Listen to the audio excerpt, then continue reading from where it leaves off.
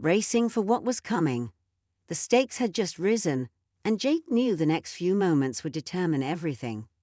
As the tension hit its peak, the garage door rolled up, revealing Mason and 3 other men, all standing tall and calm, their eyes locked on the gang. Their presence was commanding, and for the first time, Snake's bravado cracked.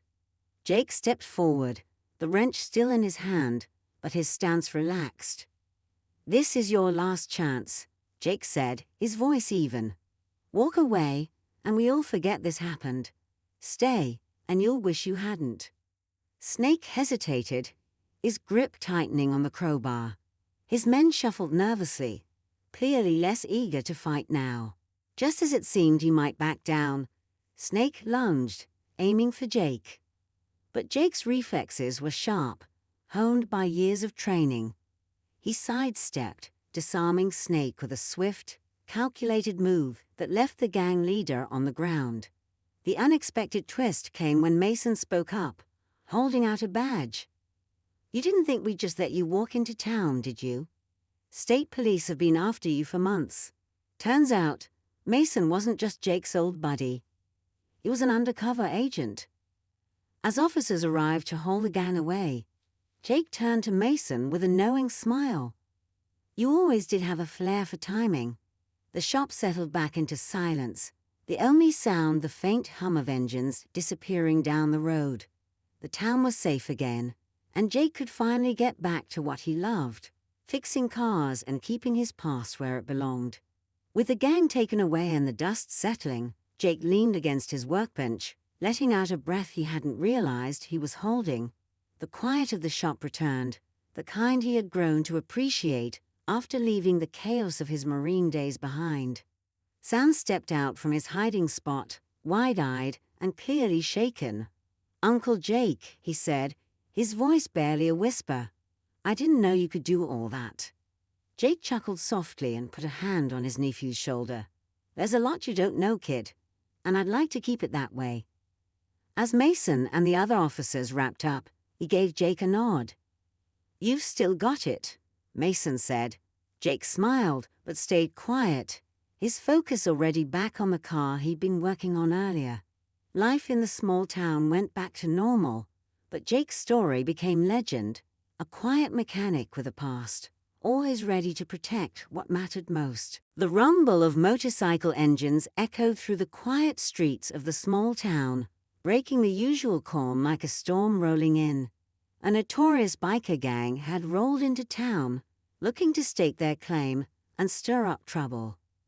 But their confidence would soon lead them into the shop of Jake Carter, the unassuming owner of Carter's Auto Repair. Jake was known around town as a kind, hard-working mechanic who kept to himself. What the gang didn't know was that Jake had a past, one forged in the grueling trials of Marine Corps training and sharpened in the heat of battle. When the gang pushed too far, demanding more than just repairs, they unknowingly awakened the soldier within him. With tension crackling in the air, the leader of the gang stepped forward, unaware of the storm he was about to unleash. The quiet mechanic wasn't going to back down, but how far would he go? The gang's leader, a towering man with a menacing grin, leaned against the counter, his leather jacket creaking as he sized Jake up. "Nice place you got here," he sneered. "Be ashamed if something happened to it." The other bikers chuckled, their boots cuffing the floor as they spread out, touching tools and leaning on cars like they owned the place. Jake didn't flinch. His hands were steady as he wiped grease off a wrench, his sharp blue eyes studying the group. He could tell they weren't just here for repairs. Years of combat had honed his instincts, and every muscle in his body stayed on alert. The town had seen its share of trouble, but this felt different. Jake's mind raced back to his days in the Marines, where he'd learned to fight smarter, not harder. But this wasn't a battlefield, or was it? You just needed to wait for their next move. The leader, who called himself Snake, grabbed a socket wrench from Jake's workbench and twirled it in his hand like it was a toy. "We've got plans for this town," he said, his voice low and threatening. But first, we need a little cooperation. You scratch our back, we scratch yours. Know what I mean? Jake kept his calm, though he could feel the tension rising in the room. He faced worse threats, but he knew these guys weren't bluffing. The gang had a reputation for bullying small businesses and leaving destruction in their wake. Meanwhile, outside the shop, Jake's teenage nephew, Sam, watched from the shadows. He had come to drop off lunch, but froze when he saw the gang's bikes lined up like vultures on the curb. Sam knew his uncle's past only through bits and pieces, but something about Jake's stance told him this wasn't just another bad day at the shop. Snake slammed the wrench onto the counter, the sharp clang cutting through the air like a warning shot. "We don't like being ignored," he said, his grin fading into something darker. The gang's laughter died down as the room grew eerily quiet. Jake didn't blink, but the weight of the moment was unmistakable. He could feel their eyes on him, waiting for him to fold. Jake's voice was steady but firm. "I don't do business with threats." His words hung in the air like a challenge, and for a moment, time seemed to stop. Outside, Sam clenched his fists, unsure whether to run for help or stay hidden.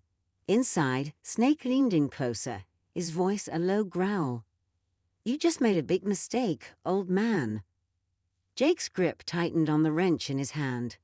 He wasn't looking for a fight, but if it came to that, he was more than ready. The gang began closing in, the shop's shadows stretching as the tension reached its breaking point. Before anyone could move, the distant sound of sirens cut through the tension. The gang exchanged uneasy glances, but Snake smirked, clearly unbothered.